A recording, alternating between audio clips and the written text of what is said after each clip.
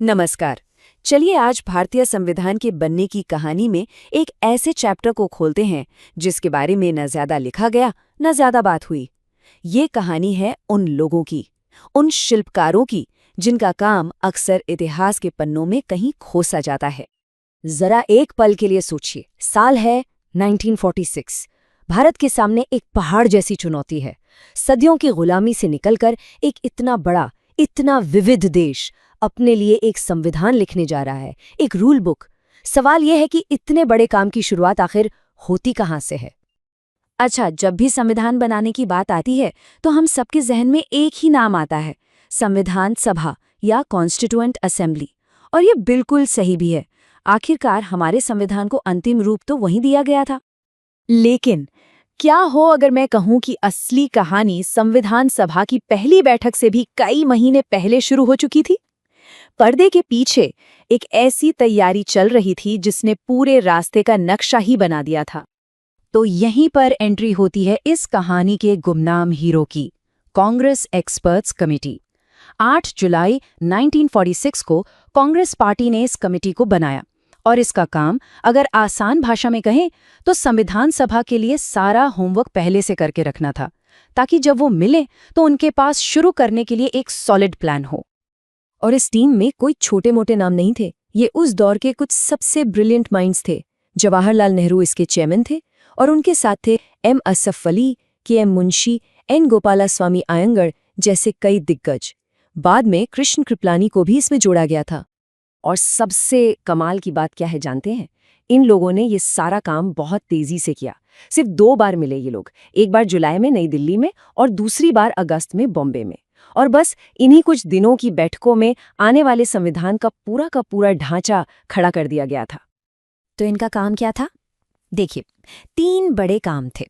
पहला, ये तय करना कि इतनी बड़ी संविधान सभा काम कैसे करेगी, उसके नियम क्या होंगे। दूसरा, ये सुझाव देना कि कौन कौन सी अलग अलग कमिटीज बननी चाहिए जो संविधान के अलग अलग हिस्सों पर काम करें। और तीसरा और सबसे जरूरी, उन्होंने उद्देश्य संकल्प का पहला ड्राफ्ट लिखा। ये वो दस्तावेज था जो ये बताने वाला था कि आजाद भारत का सपना क्या है, उसके आदर्श क्या होंगे। एक तरह से कहें तो ये हमारे संविधान की आत्मा थी। मतलब ये कि जब संविधान सभा की पहली बैठक हुई ना, तो उसके सदस्य खाली हाथ नहीं बैठे थे। उनके सामने काम शुरू करने के लिए एक बना बनाया रोड मैप था, एक ब्लूप्रिंट था। और इसका सारा क्रेडिट इसी एक्सपर्ट्स कमेटी को जाता है।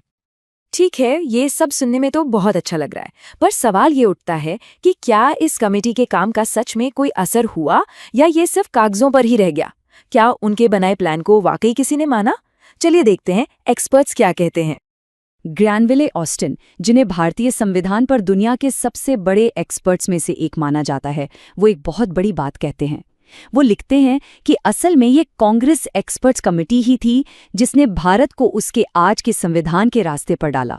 सोचिए, ये कितना बड़ा स्टेटमेंट है। और ऑस्टिन ये बात हवा में नहीं कहते। वो बताते हैं कि कमेटी ने जो उद्देश्य संकल्प तैयार किया था वो लगभग शब्दशः वही था जिसे बाद में संविधान सभा ने अपनाया। सिर्फ यही नहीं, केंद्र और राज्यों के बीच शक्तियों का बंटवारा कैसे होगा, रियासतों का भविष्य क्या होगा, यहाँ तक कि संविधान में बदलाव कैसे किए जा सकेंगे, इन सारे मुश्किल सवालों का शुरुआती ढांचा भी इसी कमेटी ने तैयार कर दिया था। असल में उन्होंने पूरे संविधान की दिशा ही तय कर दी थी।